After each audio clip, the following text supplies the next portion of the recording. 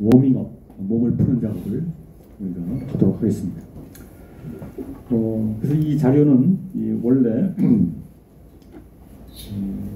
2004년도에 영국 BBC 방송에서 90분짜리로 제작을 했는데 우리나라 KBS가 관여를 하면서 60분짜리로 더빙 작업을 통해서 이렇게 좀 만들어 놓은 것을 여러분들이 시청을 한 것이고요. 그래서 여러분 중에 영어 실력이 뛰어난 학생들, 특히 리스닝 실력이 뛰어난 학생들은 90분짜리로 된 원래 오리지널 이게 지금 인터넷에 떠 있으니까 그거를 직접 다시 한번 봐도 되고, 근데 녹음 상태가 인터넷에 떠 있는 것은 조금 좋지 않은 상태라 좀 듣기가 좀 적절치 않긴 한데 어떻든 참고로 말씀드렸고요. 그럼 먼저 보면 이 영상 자료는 우리말로 그냥 지적을 한다면 신갓에 대해서 사람들이, 세계에 있는 사람들이 어떻게 생각하는가, 이런 식의 이제 제목을 갖고 있는데, 가만히 보면 이 영상 자료는 두 가지 축으로 구성이 되어 있음을 알 수가 있어요. 하나의 축은 BBC 방송국 스튜디오에 사회자와 패널이 함께 토론을 진행하면서 거기에 있는 사람들만 대화를 하는 게 아니라 아프리카의 뭐 요하네스버그라든지 인도의 뭐 델리라든지 그다음에 뭐 미국 뉴욕이라든지 전 세계 주요 도시, 심지어 서울까지 포함되는, 이게 2004년도면 코로나 사태 이전이고 당시만 하더라도 이 화상 토론이라는 게 그렇게 별로 사용되지 않는데, 역시 BBC 방송이라 그런지 이 시기 때부터 벌써 전 세계에서 화상 토론, 원격으로 이렇게 토론하는 이런 모습을 이걸 통해서 볼 수가 있고요. 그래서 어떻든 이 화상 토론 형태로 내용이 돼 있고, 그와 동시에 또 하나는 뭐죠? 이 설문조사.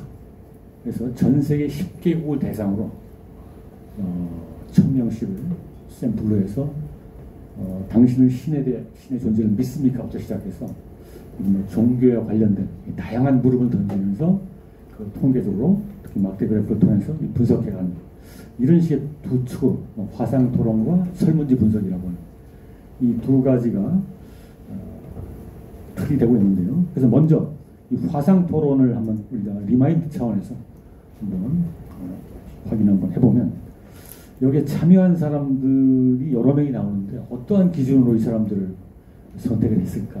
제가 뭐 직접 BBC 방송국에 문의해보지는 않았습니다만 가만히 보니까 어떤 그 개인들의 어떤 세계관, 어떤 종교적인 배경, 이걸 나름대로 안배를 해서 아마 선택을 한 것 같아요. 그래서 쭉 보니까 대체로 종교적인 배경을 갖고 있는 사람들이 많이 출연하고 있죠.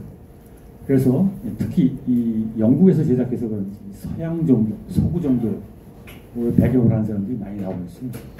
그래서 우리가 알고 있는 유대교, 기독교, 이슬람, 이른바 유일신 종교 전통이라고 부르고 있고, 또 앞으로 수업 시간에 자주 나오겠습니다만 아브라함 전통이라고도 보통 얘기합니다. 아브라함을 믿음의 조상, 믿음의 선조로 고백하는 이런 어떤 유일신 종교 전통을 배경으로 하는 인물들이, 이건 유대교 랍비부터 시작해서 카톨릭의 추기경, 수녀, 그다음에 개신교 쪽에는 성공의 주교라든지 또 감리교, 또 침례교 목사, 이런 사람들이 출연했고요. 그리고 이슬람 쪽에서는 또 정치, 또 저널리스트 또 한 명 있는데 이런 분들이 주로 나와 있고, 그다음에 동양 종교라고 우리가 분리해 볼 수 있는 저기 힌두교와 불교 배경을 갖고 있는 사람들도 조금 나왔는데요. 이 부분들은 뒤에 우리가 한번 사진으로 직접 검토하겠습니다.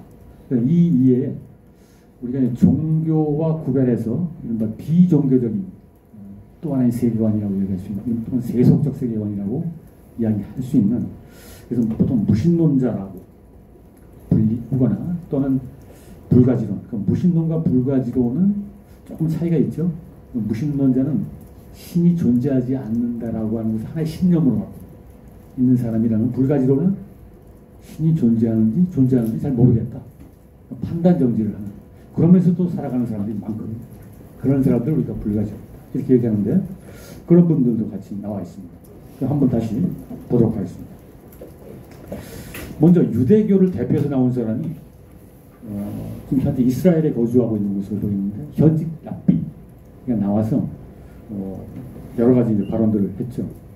기억나는 장면이 뭐가 있죠? 이 유대교 랍비가 나와서 발언한 것 중에 여러 가지가 있겠습니다만 이 사회자가 그렇게 물어봤죠. 유대인과 유대교를 구별하면서, 그러니까 유대인이면서 유대교 신앙을 갖고 있지 않는 사람도 있습니까? 뭐 is it possible? 뭐 이렇게 하면서 물어보니까 이 랍비가 뭐라고 답변했죠? 앞에 나서 뭐라고 답변했던 것 같아요? 이슬람 교도들도 있다. 이슬람 교도들도 있다라고 말했던 것 같은데. 이슬람 그것도 다른 질문이고, 그러니까 질문이 뭐냐면 유대인이면서 유대교 신앙을 갖고 있지 않는 경우도 가능한가? 라고 하는 물음. 거기에 대해서는 뭐라고 답변했던 것 같아요? 아니요라고 대답했어요. 아니라고 답했습니까? 그 옆에 있는 학생이 기억이 안 나요? 아마 들을 때 다르게 들렸는지 제가 본 거에 가면 possible, 그러니까 유대인으로 태어나서 자랐지만 종교로서 유대교는 떠난 이런 사람도 가능하다, possible, 이렇게 다시 한번 나중에 영상을 확인해 보시기 바라겠는데 그런 사람이 상당히 있어요. 여러분이 잘 알고 있는 20세기에 세계적인 지성들 중에 우리 앞으로 수업 시간도 나올 텐데 프로이트라고 알고 있어요. 프로이트?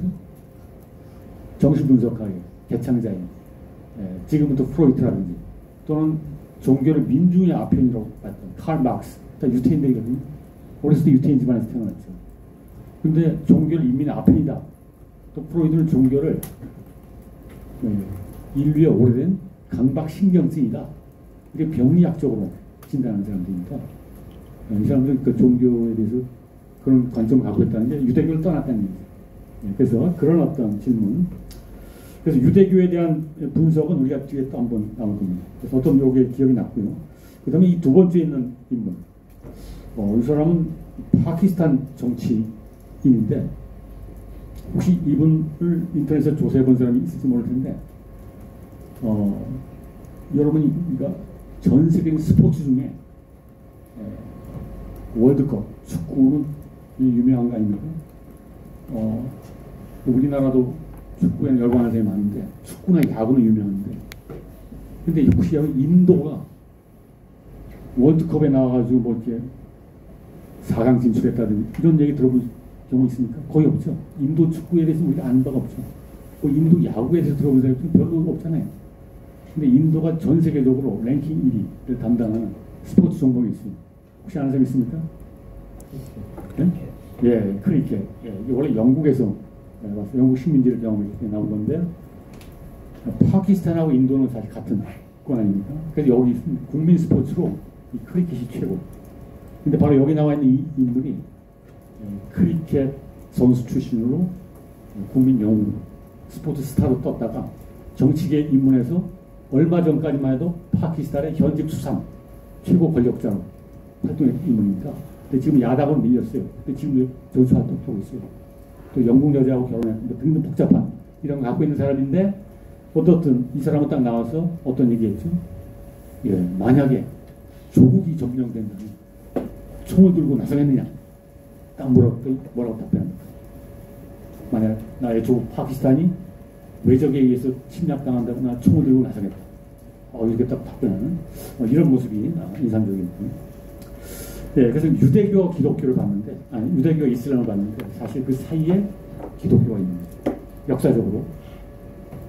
근데 기독교는 워낙 또 규모가 큰 정도라 또 굉장히 많은 종파도 갖고 있고, 여러 인물들이 등장했는데, 간략하게 한번 기억을 한번 해보자면, 여기 첫 번째 나와 있는, 주기경으로 나와 있는데, 주기경은 누군지 잘 알고 있죠? 네, 교황을 선출하는 카톨릭이 아주 고위급 직책이죠. 근데 이 사람은 딱 보니까 얼굴 색깔이 아프리카, 나이지리아 출신이죠. 근데 당시 그 영상 자료를 가만히 보면 이 사람을 소개하면서 밑에다 뭐라고 자막을 달았죠? 네, 차기 교황 후보. 라고 하는 타이틀이 계속 붙으면서 소개가 되고 있었어요. 이게 2004년도에 제작이 됐거든요. 그럼 이 무렵에 차기 교황 후보다 그 무슨 얘기입니까? 바로 그 무렵에 교황이 서거했다. 교황은 죽어야 그 다음 교황을 뽑지 않습니까? 근데 바로 이 무렵에 교황을 새로 선출해야 됩니다. 근데 유력한 후보로 이 사람이 이제 뜨게 됩니다. 근데 여태까지 지금 현재 교황이 있지 않습니까? 프란시스코, 우리나라도 왔던 이분이 266대 교황이에요. 여태까지 266명의 교황이 제1대 교황이 누구죠? 첫 번째 초대 교황. 기독교에서는 그렇죠. 예수의 수제자라고 알려져 있는 베드로, 사도 베드로를 제1대 교황이라고 가톨릭교에서는 주장하고 있어요. 그래서 그때부터 계보를 따라서 지금 현지 아르헨티나 출신의 프란시스코 교황은 266대 교황 이렇게 이야기하는 거예요. 근데 이 프란시스코 교황은 10년 전에 새로 뽑혔거든요. 그러니까 2013년, 14년 정도에. 근데 이건 2004년 아닙니까? 그러니까 그 전에 또 교황이 한 명 있었다는 게 아니겠어요? 2013년 전에. 그 사람 혹시 아는 사람이 있을지 모르겠는데 독일 출신의 베네딕트 16세라고 얼마 전에 죽었는데 그 사람은 죽지 않은 상태에서 스스로 은퇴해버렸어요. 그래서 현지 프란시스코가 들어왔는데 매우 예외적인 사태였죠. 근데 어떻든 그때는 프란시스코가 아니라 베네딕트 그분이 되기 전에 이 사람이 더 유력한 후보였죠. 근데 막판에 이 사람은 흑인 아니냐.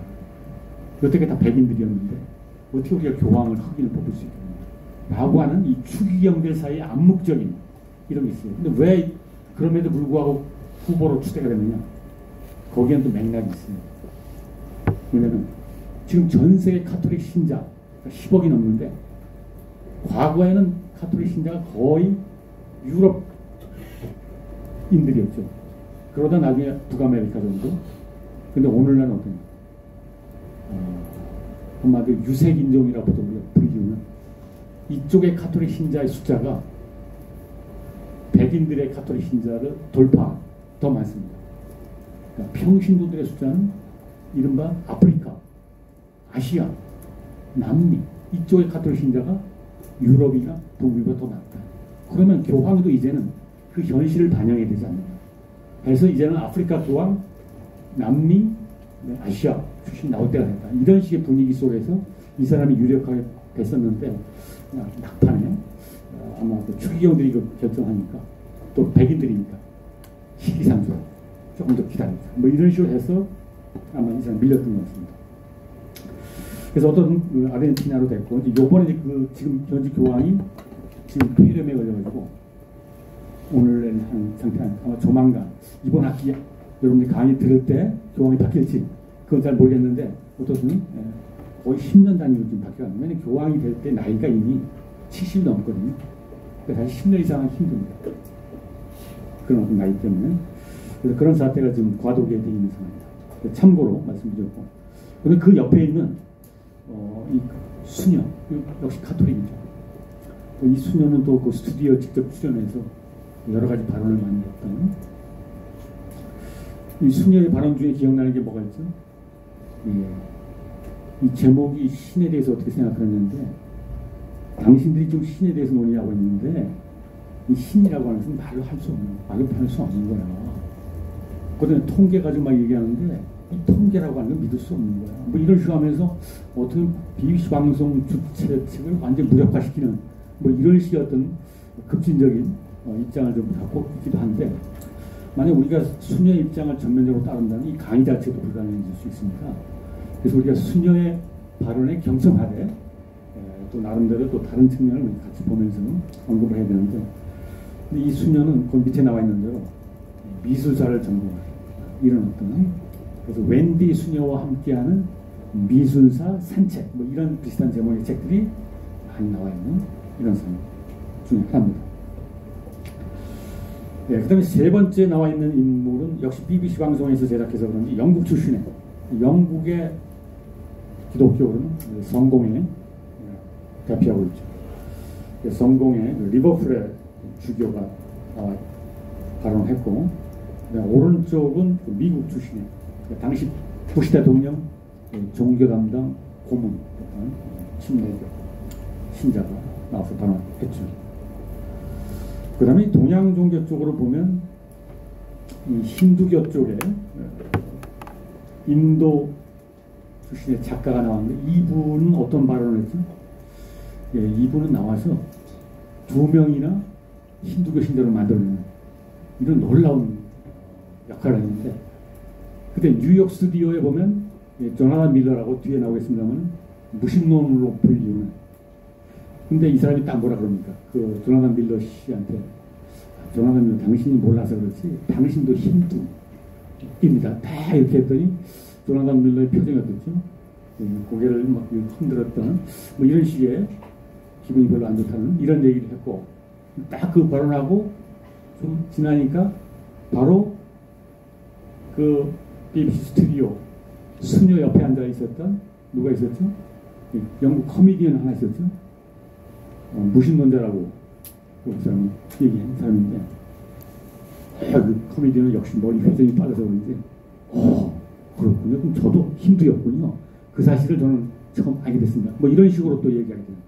한마디 힌두교라고 하는 것은 우리가 통상적으로 생각하는 이런 종교하고는 성격이 다르다라고 하는 걸 거기서 알 수 있게 되는데 그 힌두교에서는 무신론자, 뭐 유물론자부터 시작해서 모든 사람을 다 그 안에 포함시킬 수 있다라고 하는 이런 발언을 했던 기억이 납니다. 그 다음에 그 오른쪽에 있는 이 스님, 한국 불교를 대표해서 나온 거죠. 서울 스튜디오에 2사람이 나와 있었죠. 한 사람은 누구였죠? 예, 연세대 영문과 교수가 한 명 나와서 있었고, 근데 또 한 사람이 한국 불교를 대표했는데 얼굴을 가만히 보니까 어떻습니까? 예, 하얀 피부에 파란 눈, 푸른 눈을 갖고 있는. 근데 여러분들 보니까 푸른 눈은 없는 것 같아요. 하얀 피부도 없는 것 같아요. 아니 한국 불교를 대표하는데 이거 도대체 어떻게 된 거구나. 예, 왜 이 사람이 한국 불교를 대표해서 나왔을 것 같습니다.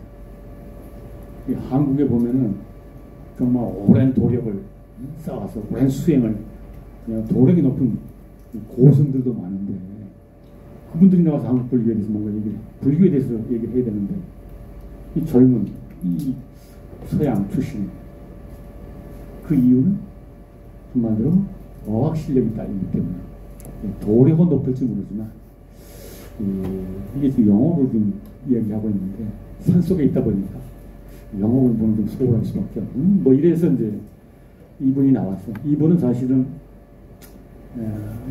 여러 지금 백인 청년 중에 한 명인데 미국이나 유럽에서 한국의 어떤 스님한테 딱 가르침을 배우고 정말 인생의 어떤 근본적인 물음이 여태까지 기독교를 통해서는 또는 서양의 어떤 계몽주의 사상을 통해서는 해결되지 않았던 어떤 근원적인 이런 물음이 딱 스님의 한마디에 의해서 딱 들어오는 실제 그런 더 유명한 사람이 있어요. 혹시 여러분 아는 사람이 있을지 모를 텐데 이 학부는 예일대를 나오고 대학원은 하버드 대학원을 나오고 현각 스님이라는 걸 혹시 아는 사람 없습니까?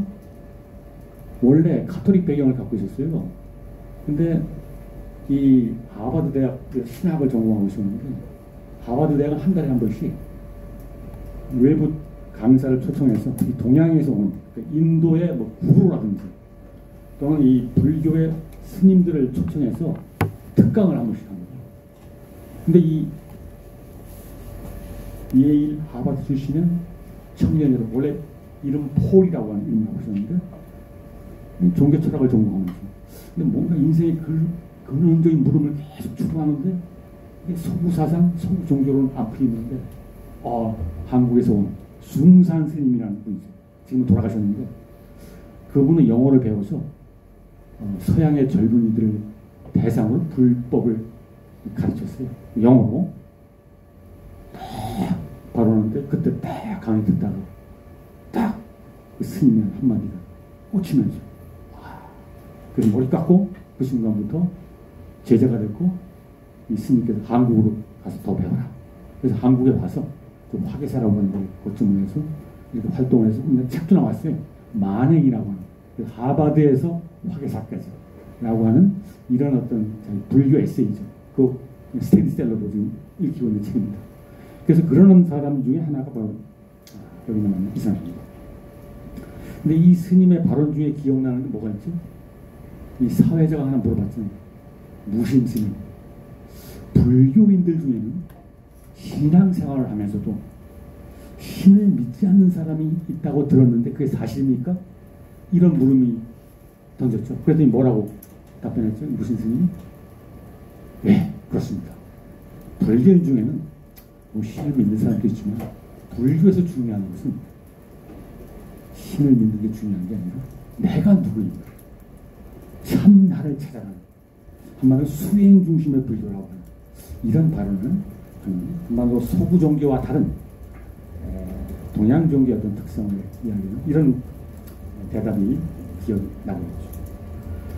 예, 그 다음에 이제 우리가 무신론이나 이 불가지론 쪽에 있는 사람들 몇 사람이 나와 있는데, 조금 아까 얘기했었던 뉴욕 스튜디오에 있었던 조나단 밀러라는 사람, 이 사람도 굉장히 명망가인데 얼마 전에 돌아가셨는데, 그 밑에 보면 이 사람은 A Brief History of Disbelief라고 하는, 어떻게 보면 무신론의 역사라고 하는 다큐멘터리 필름을 거의 이 BBC 방송 이 프로그램이 나올 비슷한 시점에 공영방송으로 제작이 됐는데, 그거를 사실상 거의 제작한 사람이 마찬가지, 그걸 진행하는 이런 사람입니다. 한마디로 미국에서는 무신론자의 그 대변인 비슷하게 활동하는 지식인인데 오페라 이런 쪽을 또 연출하는 이런 어떤 사람입니다.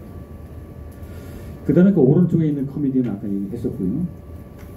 그 다음에 또 한 명이 이제 신경과학자인데, 이 사람은 무신론자다, 좀 특정 종교인이다 보기에는 불가지론에 가까운 걸로 보이는데, 그러면서 어떤 얘기했죠? 플라시보 효과라든지 뭐 등등을 얘기하면서 그 부시 대통령 종교 담당 고문인 신내교 신자와 각을 세웠죠. 예를 들면 현대의학이 포기한, 그러니까 불치병에 걸린 사람이 기도원에 가서 기도하고 단식하다가 어느 순간에 그 치유되는 이런 현상들이 간혹 발견되거든요. 이거 어떻게 설명할 것인가 했을 때 부시 대통령 종교 담당 고문이었던 침례교 신자는 그 초역사적인 하나님의 개입을 기적적인 기적으로 설명하는 거죠. 그에 비해서 이 사람은 어떻게 설명합니까? 플라시보 효과 이런 얘기를 하면서 이건 어떤 초자연적인 신의 개입이라기보다는 강력한 신념, 신념이 강하면 몰입하면 그 순간에 면역 체계를 변형시킬 수 있고, 그래서 어떤 현대의학 이런 것들이 사실 치유될 수 있다. 이건 지금도 논란이 되는 거죠. 어떤 게 맞는지 이건 뭐 관점에 따라 다르게 보일 수 있는 것이고, 그래서 어떻든 종교인과 어떤 불가지론 쪽에 있는 사람이 서로 같은 현상을 놓고 다르게 접근하고 이런 모습을 우리가 볼 수가 있었습니다. 예, 그래서 어떻든 이 화상 토론회로 등장했던 사람들을 우리가 다시 한번 상기하면서 쭉 봤고요.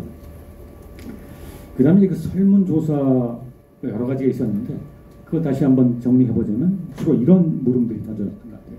첫 번째는 아무래도 제목 그대로 대문자 값은 주로 이제 유일신을 나타내는데, 소문자 가수로 하면 이제 다시 좀 헷갈리겠으면 당신은 신의 존재를 믿습니까? 라고 하는 물음부터 시작해서 단순하게 믿는 게 아니라 어떤 고난이 닥쳤을 때 신에 대한 믿음이 흔들리느냐, 이런 식으로 하면서 또는 신을 위해 목숨 바칠 수 있겠느냐, 뭐 이런 어떤 물음, 신에 대한 믿음의 강도를 함께 묻는 이런 물음도 있었고요. 그 다음에 우리가 보통 종교적인 실천이라고 이야기할 수 있는, 머리로만 믿는 게 아니라 종교인이라고 하는 것은 자기의 삶의 실천을 통해서 예배, 미사, 법회 뭐 등등등 해서 그게 있죠. 그래서 하루에 몇 번 기도하는, 수녀님 같은 경우에도 사회자가 웬디 수녀님께서는 기도를 몇 시간씩 합니까? 뭐 이렇게 물어보지 않았습니까? 그랬더니 몇 시간 한다고 답변했나요? 7시. 예, 기억력 종이 7시간. 그러면서도 저는 7시간만 하는 게 아니라 청소를 하면서 사실 기도를 합니다. 뭐 이런 식으로 어떤 질문하는, 답변하는 이런 모습을 볼 수 있었고요. 그 다음에 60분짜리 나오지 않았습니다만 한 달에 몇 번 예배 참석하는 이런 부분도 사실 포함이 되어 있었고요. 그 다음에 경전, 뭐 바이블이나 코란이나 뭐 불경 같은 경전을 얼마나 자주 보느냐. 뭐 이런 것들이 어떻게 보면 그 사람의 종교성을 나타내는 지표가 될 수 있기 때문에 이런 어떤 물음들이 들어가 있고요. 그 다음에 창조주의 존재를 믿느냐, 그 다음에 이 현세 이후에 내세 이 세계를 믿느냐, 또 사후심판을 믿느냐, 뭐 이런 물음들이 주로 나오고 있었죠. 예, 그 다음에 이제 이런 설문지를 대상으로 할 때 전 세계 10개국을 꼽았는데, 그래서 여기 지금 세계 지도가 나와 있는데, 근데 여러분 이 세계 지도를 보는 순간, 다소 좀 낯설다라고 느끼는 학생도 있을 겁니다. 여러분들이 중고등학교 시절에 지리과 부도를 통해서 우리에게 익숙한 지도는 어땠죠? 세계 지도는 태평양이 가운데 있는, 그 한반도가 중심에 있는 이런 지도잖아요. 그 왼쪽에 유럽이 있고 오른쪽에 아메리카가 있는. 근데 영국이나 미국의 중고등학교 학생들은 어린 시절부터 배우는 지도가 이런 지도입니다. 아마 대서양 중심의 이런 지도를 가지고 배웠다라고 하는 것이죠. 근데 원래 그 지도는 서양에서 나왔기 때문에 이런 지도가 익숙한 겁니다. 근데 지금 우리가 갖고 있는 그 태평양 중심의 지도는 일본 사람들이 처음 만들었다는 거예요. 그래서 그게 우리에게 익숙해지는 된 겁니다. 근데 어떻든 이 지도를 BBC에서 만들었기 때문에 저도 일단 이 지도를 활용을 했는데 10개국을 보니까 일단 왼쪽에 북아메리카를 대표해서 미국이 나와 있고, 그 다음에 라틴 아메리카를 대표해서 멕시코가 나와 있죠. 그 다음에 유럽을 대표해서는 역시 BBC 방송에 영국이 나와 있고, 그다음에 아프리카를 대표해서 나이지리아, 그 다음에 중동에는 2개 국가가 나와 있어요. 레바논하고 이스라엘. 그 다음에 남아시아를 대표해서 인도, 동남아시아를 대표해서 인도네시아, 그 다음에 동북아시아를 대표해서 우리 남한이 선택이 됐고요. 그 다음에 어떤 유럽과 아시아 전체에 걸쳐 있는 러시아, 이렇게 10개국이 선택이 되어 있습니다. 그래서 이 당시에 BBC 방송국에서 이 각 국가에 1000명을 샘플 뽑아서 설문을 보냈다는 겁니다. 그래서 신을 믿습니까부터 시작해서 뭐 기도를 몇 시간씩 합니까? 그래서 설문을 가지고 분석을 한 거예요. 혹시 그때 여러분 설문 받아본 학생이 있습니까? 그 태어나지도 않은 뭐 이런 어떤 경우도 있었겠죠. 근데 어떻든 이런 식의 샘플 조사를 했는데, 그럼 1000명씩 뽑아서 이게 과연 통계학적으로 의미가 있겠는가, 이렇게 물음을 던지는 학생이 있을 텐데, 근데 제가 통계학을 전공하지 않았는데 들은 바에 의하면 통계학적으로는 인구가 10억이 되건 인구가 1억이 되건 관계없이 1000명이라고 하는 샘플을 예를 들면 지역, 연령, 그 다음에 젠더, 성별 뭐 등등 이런 거를 고려하면서 설정을 하잖아요. 그럼 상당한 신뢰도가 있다. 그래서 우리나라에서도 지금 인구가 5천만인데 지금 선거철 되면 계속해서 막 여론조사 나오잖아요.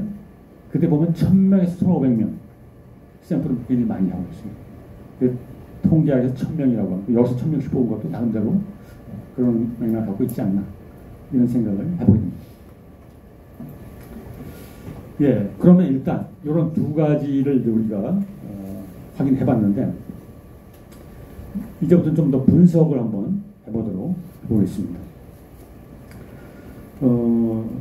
거기 보면 먼저 종교의 또는 어떤 신앙의 영향력이랄까 또는 강도랄까, 이 부분이 대체로 이 국가별로 보면 어느 정도 경향성을 보일 수가 있어요. 그러니까 한 국가 안에서 이 종교가 미치는 영향력이 어느 정도인가 를 여러 가지 물음을 통해서 확인할 수가 있는데, 가만히 보니까 10개국이지만 크게 나누면 A, B, C 세 그룹으로 다시 한번 좁힐 수 있을 것 같아요. 이건 제가 나름대로 한 겁니다. 여러분들도 여러분들 관점으로 다시 분류할 수 있을 것입니다.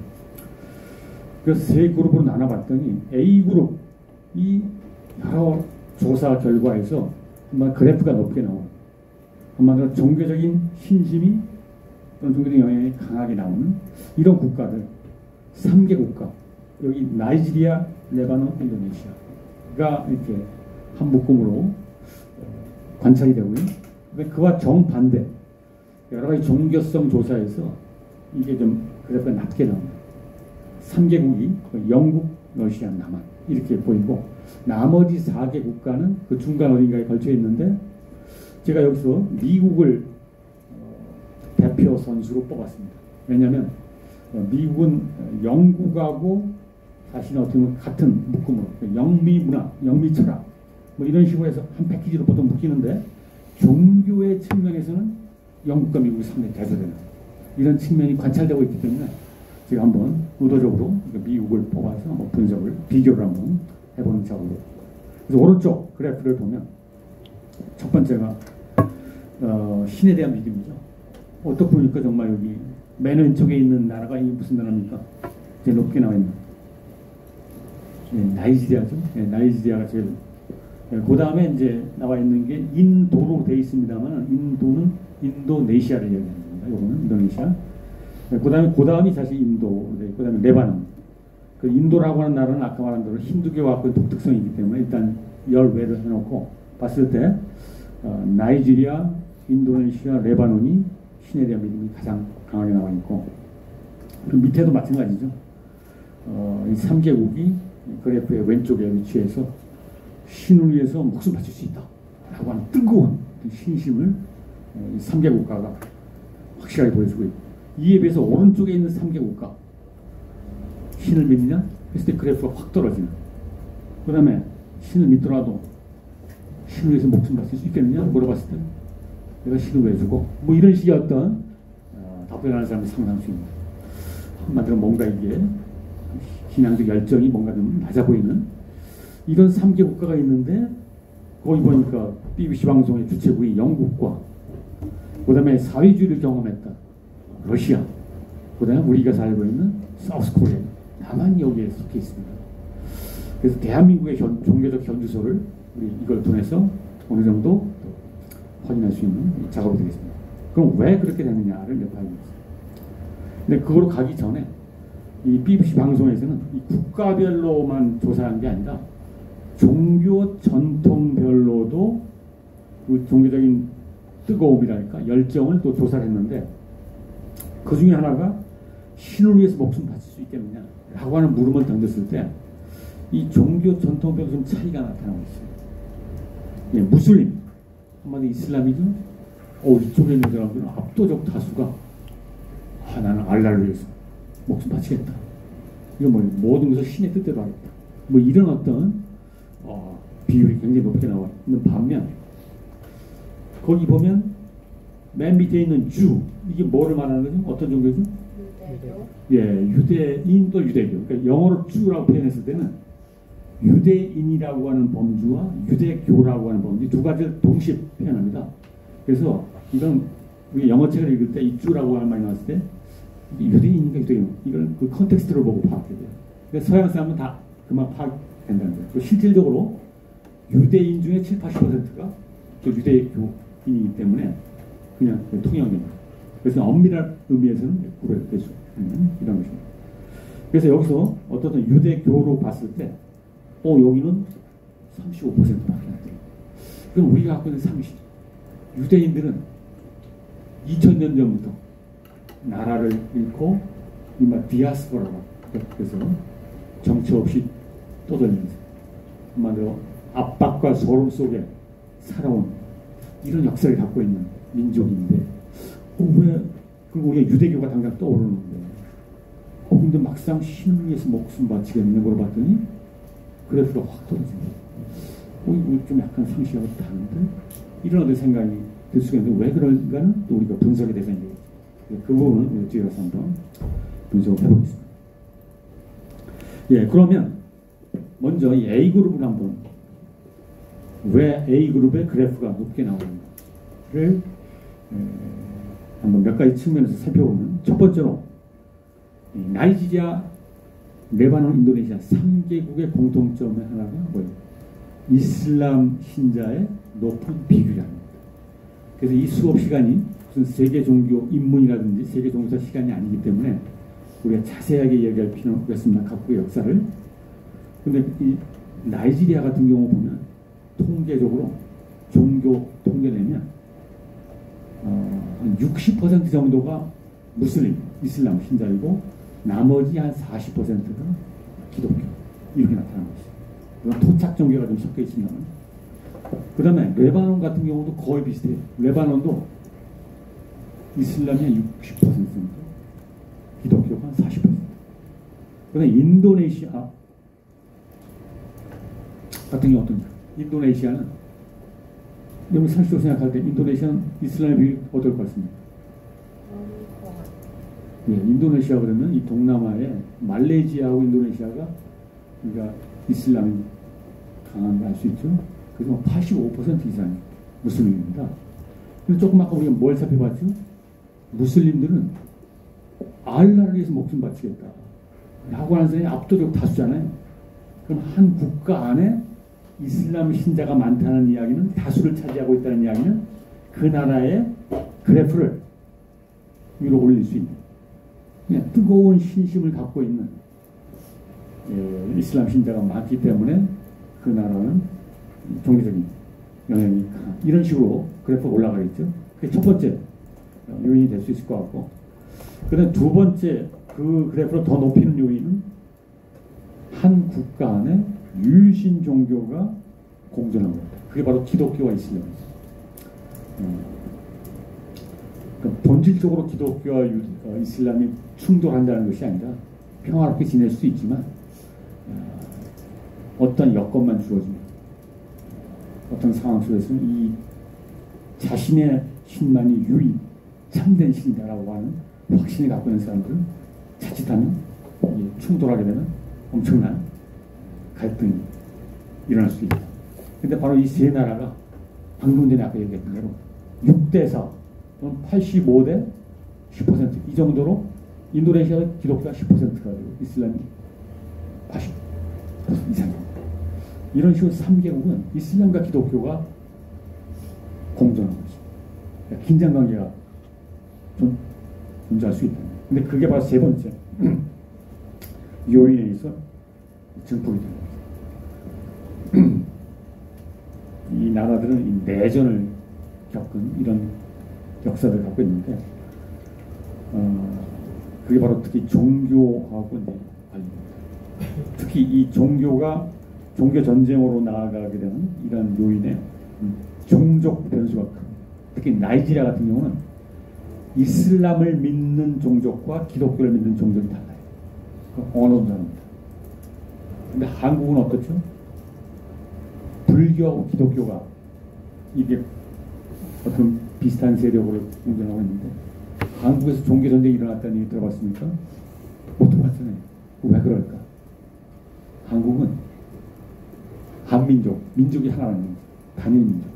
그렇기 때문에 민족이 달랐을 때 폭발할 수 있는 그런 게 이제 없기 때문에 가끔가다 기독교인들 중에 좀 열정적인 사람들이 불교 사찰에 가서 불상 때려부시고 이런 일이 가끔 일어나긴 하지만 그 전쟁으로까지 비화되지 않는, 이게 우리나라의 특성인데, 나이지리아라든지 이런 데는 종족이 다르고 막 언어까지 거기에 같이 한 패키지 묶여가지고 민족 갈등과 종교 갈등이 맞물려 버리는 거죠. 폭발력이 엄청나게 강합니다. 그래서 이게 내전으로 바꿨고, 그러다 보니까 자기 집안이 기독교 집안인데 그 이슬람 쪽에 있어 자기 집안, 자기 부모가 희생되고 자기 가족 또는 교회당이 불타고 이런 경험을 많이 하게 되거든요. 또 거꾸로도 마찬가지입니다. 기독교에 의해서 이슬람 신자들이 살해당하고 이슬람 사원이 폭파당하고 이런 일들이 비일비재합니다. 그러면 이들의 신앙심은 어떨 것 같아요?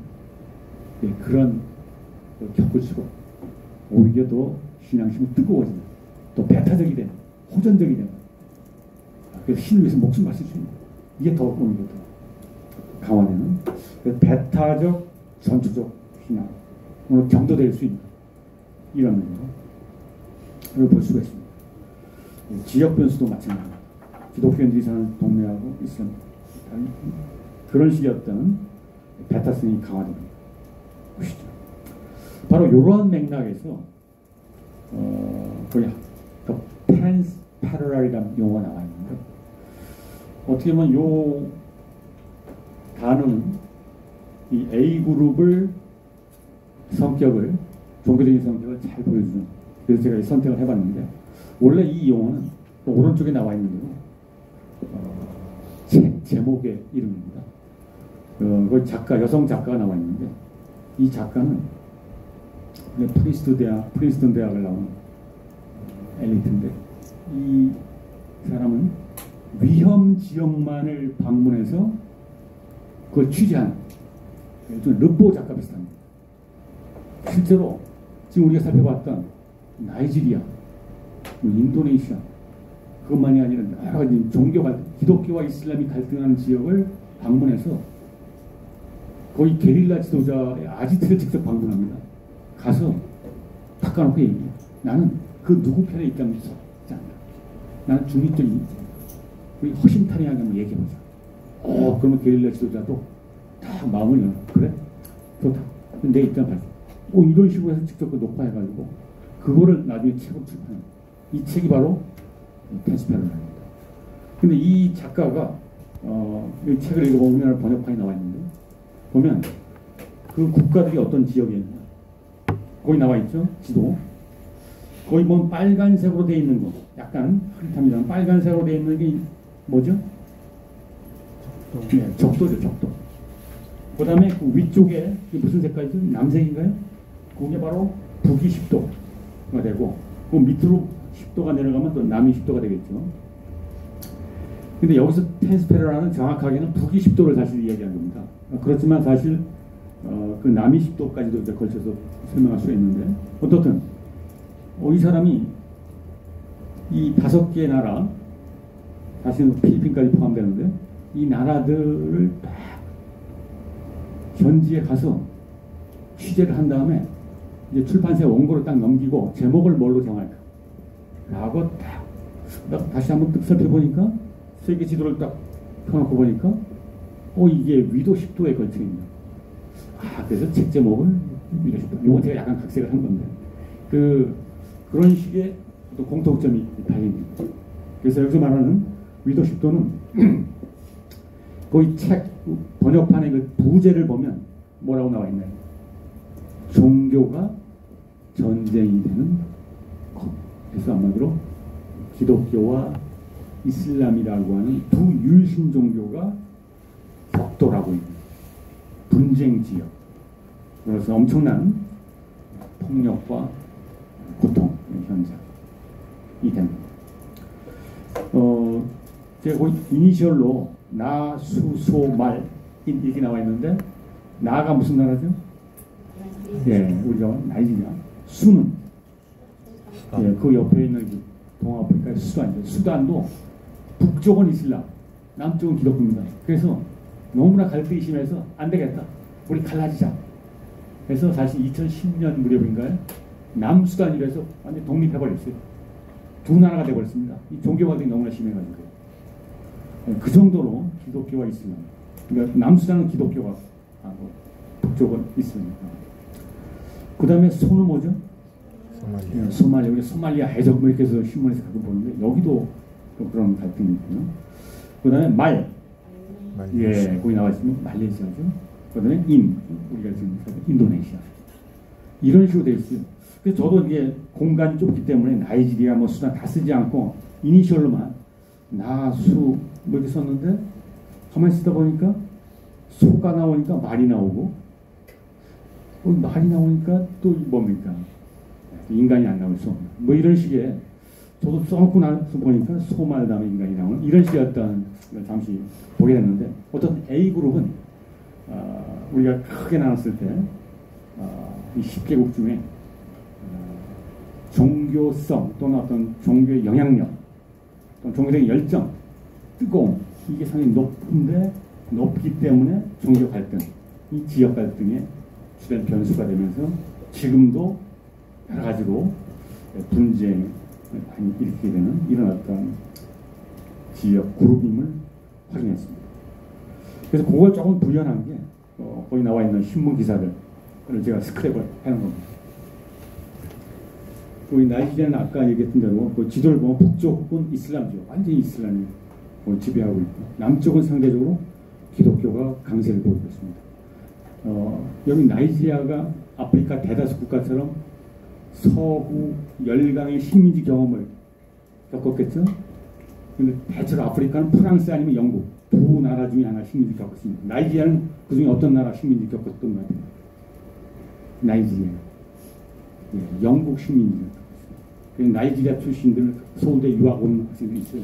제가 지난 학기 안가를 봤는데 또 보니까 브리티시 잉글리시를 부산, 영국식 영어를 부산 이걸 볼 수가 있습니다. 1960년대 독립했어요. 근데 우리나라 역사도 비슷합니다만 우리가 19세기 말 제국주의 열강에 의해서 결과적으로 우리는 일본에 의해서 식민지가 됐습니다만 아프리카는 거의 프랑스, 영국인데 들어가면 선교사들이 함께 들어갑니다. 제국주의 식민지를 개척하면 반드시 선교사들이 함께 들어가요. 영국 선교사들이 많이 들어갔을 거 아닙니까? 근데 주로 영국 선교사들이 남쪽 지방, 이 나이지리아 보면 해안가 이쪽에 주로 기거하는데 북쪽 올라가면 살기 힘들고 그러니까 그래가지고 주로 남쪽 지역에다가 병원과 학교와 복지기관을 한마디로 사회 인프라 그러니까 미션 스쿨과 기독교 병원과 그다음에 고아원, 양로원 뭐 이런 것들을 하지만 그렇다 보니까 남쪽 지방이 제작이 되는 겁니다. 더구나 나중에 거기 석유 유전도 개발되고 등등.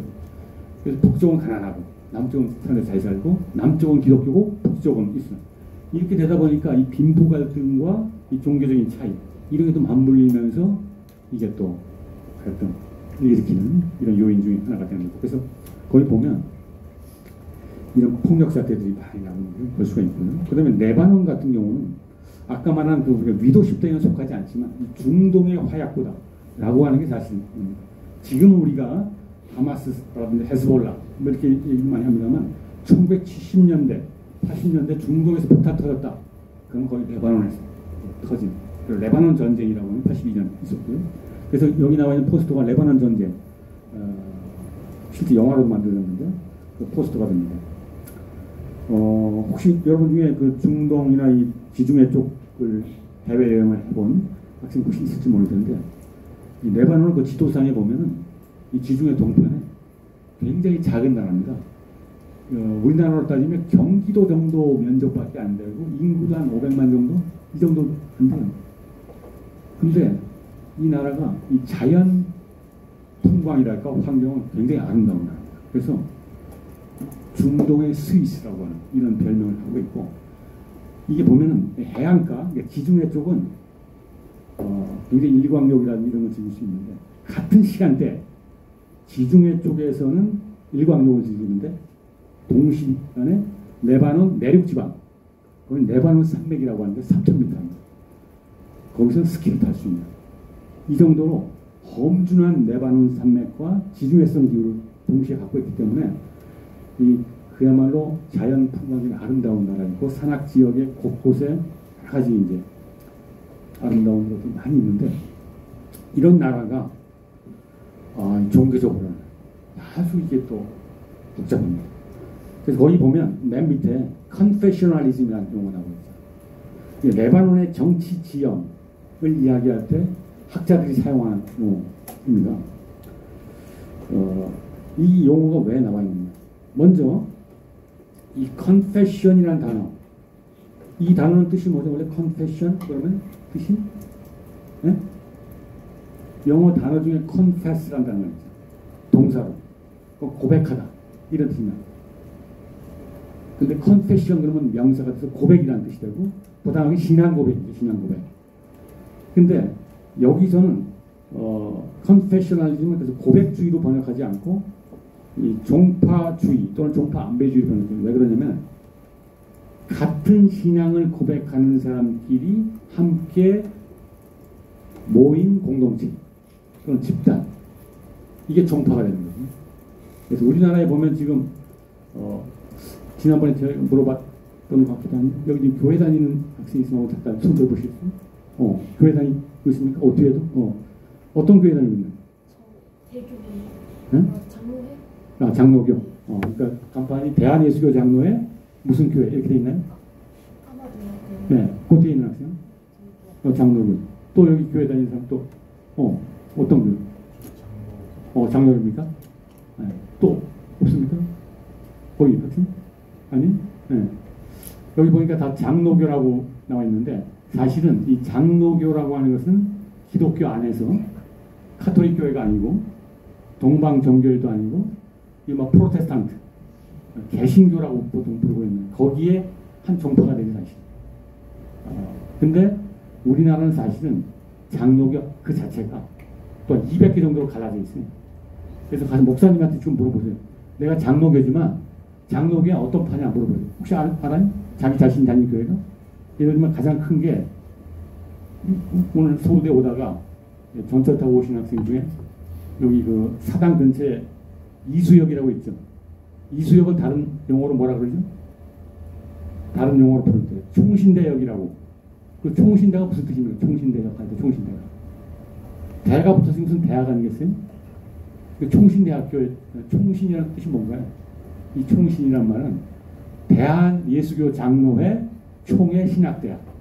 그걸 줄여가지고 총신대학이라고 부릅니다.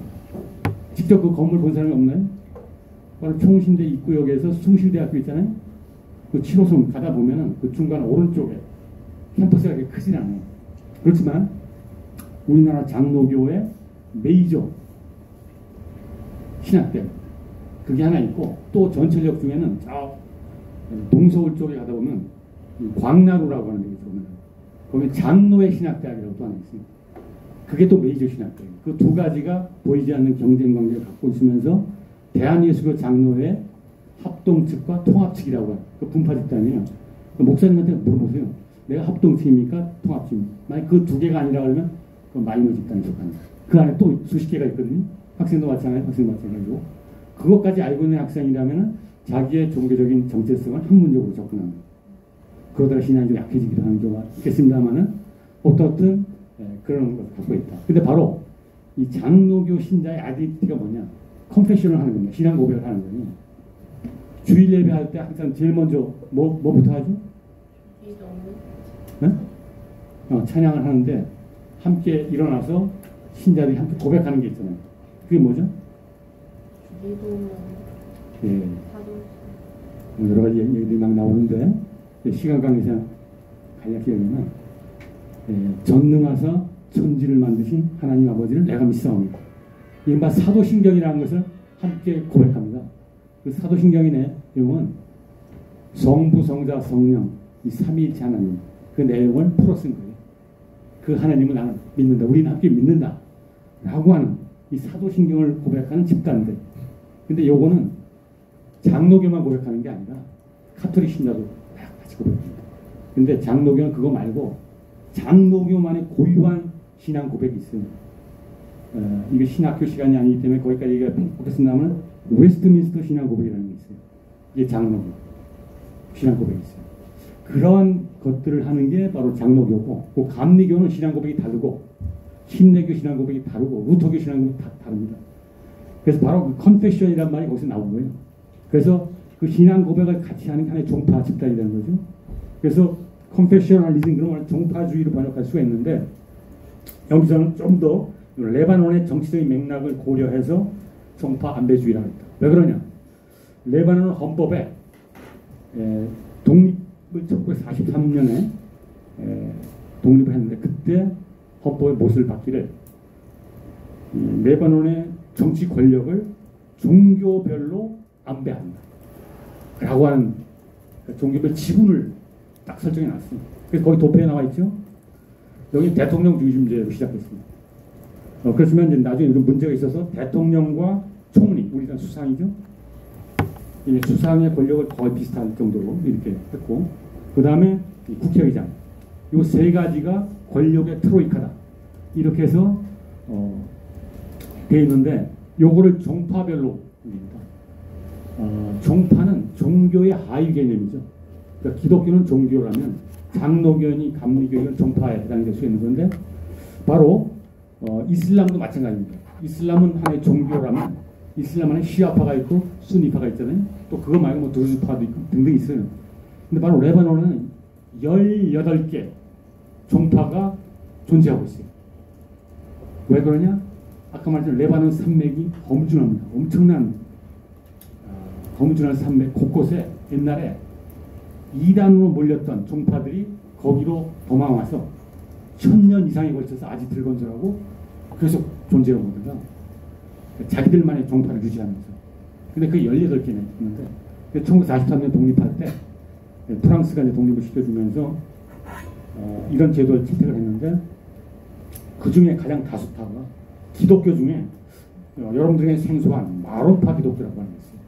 이건 초대 기독교 당시에 마론이라고 하는 사람을 지도자로 해서 그 사람의 가르침을 주동하는 거예요. 근데 이 사람들이 그 당시 주립교회에 의해서 좀 이단성 혐의로 밀려났고 그래서 쫓기다 레바논 산맥까지 들어와서 거기서 1000년 이상이 걸쳐서 아지트를 건설하고 왔는데 그들이 기독교였기 때문에 이 중동 지역은 뭐예요? 그 레바논을 둘러싸고 있는 모든 국가, 시리아, 뭐 요르단, 이라크, 이란, 터키, 이집트에 이르는 이 모든 국가가 이슬람이 압도하잖아요. 근데 유일하게 기독교가 강세를 보이고 있는 국가가 레바논 하나입니다. 그래서 건국 다이시부터 기독교 인구가 이슬람보다 사실 더 많았어요. 처음. 근데 나중에 이제 팔레스타인 난민이 들어오면서 이슬람 신자가 더 많아지긴 했는데 어떻든 그렇기 때문에 이 기독교의 지분이 커서 대통령은 무조건 마론파. 그러니까 이슬람 신자는 대통령이 될 수 없고 그러니까 기독교 안에서 대통령 후보를 선출하고 이게 바로 컨페셔널리즘입니다. 그 다음에 총리, 국무총리, 수상은 이슬람의 순위파, 목시되고 그 다음에 국회의장은 시아파, 그 다음에 심지어 부총리는 동방정교의 국회의장 이런 식으로까지. 그러니까 국회의원의 숫자는 50%는 이슬람, 50%는 기독교. 또 물론 그 이슬람 안에서 또 지분을 또 상세하게 나누죠. 이런 식으로 전체 권력 구도가 철저하게 종교에 의해서 안배가 되는 이러한 독특한 레바논의 정치 구조, 정치 지형을 학자들은 컨페셔널리즘이다 이렇게 합니다. 그래서 여기서는 이런 식의 어떤 것인데 왜 이렇게 되느냐면 이 종교 갈등이 심화되기 때문에 그걸 중재하려고 서로 권력을 나눠준 거죠. 우리 사이좋게 지내자. 근데 이게 긍정적 작용도 있죠. 부작용도 큽니다. 그렇게 오랜 역사가 흐르다 보니까 이제는 완전히 그 지도자들이 대통령이 된 마론파 이 사람은 국민 전체를 생각하는 게 아니라 마론파 신자들의 이익만 생각하는 이런 식으로 정치를 하게 되는 이런 어떤 부작용들이 생겨납니다. 그래서 이걸 폐지한 이런 논란이 지금도 현재 진행형이지만 아직까지도 이게 해결되지 않아요. 지금도 이 구조가 작동하고 있는 이런 모습을 볼 수가 있습니다.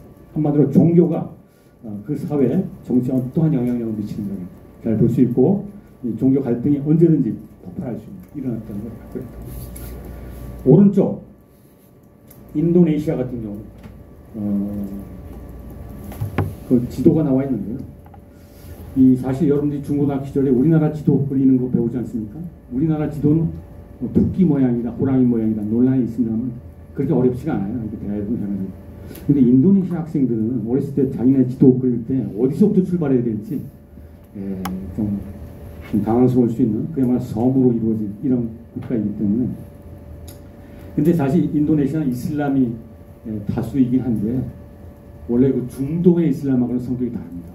왜냐하면 이슬람 자체가 처음부터 무슨 아라비아의 정복 사업에서 된 게 아니라 아라비아 상인들이 무역풍을 타고 이 동남아를 향료들 이런 거를 무역을 하면서 평화롭게 전해졌기 때문에 대체로 여태까지 인도네시아 이슬람은 호전적 이미지가 아니라 평화롭고 온건한 이미지를 갖고 있었는데 근데 언제부터인가 인도네시아에서도 상당히 그 이슬람 원리주의랄까 이런 부분들의 것이 좀 나타나는 경향이 있었고 2004년 무렵 이 BBC가 제작될 당시에 특히 그런 사태들이 많이 있었습니다. 그래서 어떤 여기 지금 신문 기사에 보면 이슬람하고 기독교 갈등이 상당히 있고 기독교가 소수파죠. 근데 그 중에서도 여기 동그란 표시를 해놨는데 말루쿠라고 하는 거 또는 몰루카라고 부르는데 여기가 사실은 옛날 포르투갈 왜냐면 인도네시아가 포르투갈 식민지를 하다가 나중에 네덜란드가 다시 접수했는데 몇백 년 동안 식민지 경험을 했었죠. 그러다 보니까 포르투갈과 네덜란드가 기독교 국가 아닙니까? 그래서 그 당시 이제 기독교가 들어와 있었고 그래서 이 지역이 기독교가 아주 핵심이 되는 지역입니다. 한때는 기독교 왕국이 있을 정도로. 근데 인도네시아가 건국되고 이슬람이 지배하면서 이슬람 쪽 사람들이 여기 들어와서 갈등갑니다. 벌어지면서 종교 활동을 비화되는 이런 역사를 갖고 있는 이런 것입니다. 그래서 어떻든 여기서도 역시 A그룹에서 나타나는 이런 율신 종교의 대결 구도에 의한 폭력적인 사태. 그래서 어떤 그래프를 올리는 이런 어떤 요인을 찾아볼 수가 있었고요.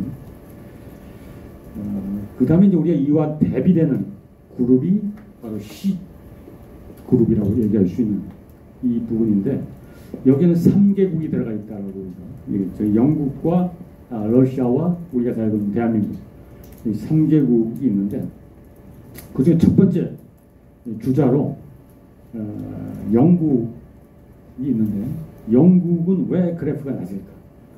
한마디로 종교의 영향력이 낮게 나타날까 했을 때 키워드로 뽑아온 게 secularization, 우리가 세속화라고 하는 용어로 번역을 하는데, 이 용어는 사실 우리가 뒤에 좀 더 본격적으로 논의가 될 예정인데, 한마디로 이 세속화란 말은, 이 세속이란 말 자체가 종교와 대비되는 용어로 많이 사용되고 있지 않습니까? 저 사람은 상당히 종교적이야. 근데 너는 상당히 세속적이야. 뭐 이런 식으로 해서 오늘날 종교와 세속은 좀 대비되는 용어로 이제 많이 사용되고 있어요. 한마디로 비종교적인 뭐 이런 식의 어떤 의미가 들어가 있는 거죠. 영국은 한때는 기독교 국가로 출발했는데 그 세계 선교를 주도했던 국가였죠. 오늘 BBC 방송을 보면 그런 발언이 나와요. 영국이 사실 17, 18세기, 19세기 전 세계를 그야말로 모델로 해서 그야말로 해가 지지 않는 나라 이렇게 하면서 식민지 건설했잖아요. 그러면서 기독교를 갖다가 선교사들이 함께 따라가면서 전파했던 아마 선교 대국으로서 선교의 종주국으로서의 아이덴티티를 갖고 있었던 국가가 오늘날 영국 가서 젊은이들에게 종교에 관한 걸 얘기해 보면 완전히 이제는 대한민국의 뜨거운 개신교, 장로교 신자나 복음 유자들이 영국 런던 시내에 가서 영국에 세속화된 젊은이들한테 당신들의 조상은 안 그랬어. 당신들의 조상은 정말 경건한 크리스천한 사람인데 당신들은 지금 일요일날 교회 안 나가고 축구장 가고 저녁 때 연극 공연 가고 이 세속 스포츠, 세속 문화에 이렇게 빠져 있느냐. 우리가 당신들을 구원하겠다. 뭐 이런 식으로 서양 국가의 복음을 받았던 후발 국가였던 대한민국의 뜨거운 기독교인들이 한 이런 경우를 볼 수가 있어요. 물론 여기 그래프는 한국이 시에 들어가 있습니다만 뜨거운 기독교인들이 있거든요. 그래서 그게 바로 세속화라는 용어로 이야기될 수 있는 겁니다. 한마디로 18세기 계몽주의 이후에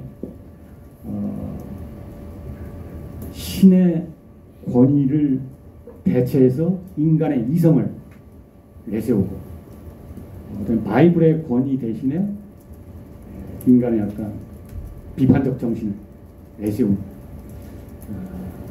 신본주의 대신에 인본주의, 종교 대신에 과학, 뭐 이런 식의 어떤 관점이 부각이 되면서 이른바 세속화라고 하는 것이 급격하게 확산이 되고, 이것은 개인의 의식구조, 내면 세계에서 종교성을 약화시키고 더 나아가서 사회적 차원에서 종교성을 약화시키게 되는 이러한 거시적인 변동 과정을 우리가 바로 세속화라고 이야기하는데, 바로 영국이 바로 이 세속화의 효과로서 오늘날 이 그래프가 매우 낮게 나타나는 현상을 볼 수가 있다.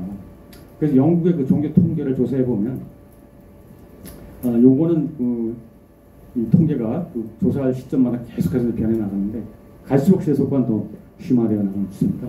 근데 이 당시만 하더라도 대학 기독교인이 절반 이상을 차지하고 있었던 상황인데, 무종교인이 벌써 한 40% 정도가 이 등장은 일어났던 것.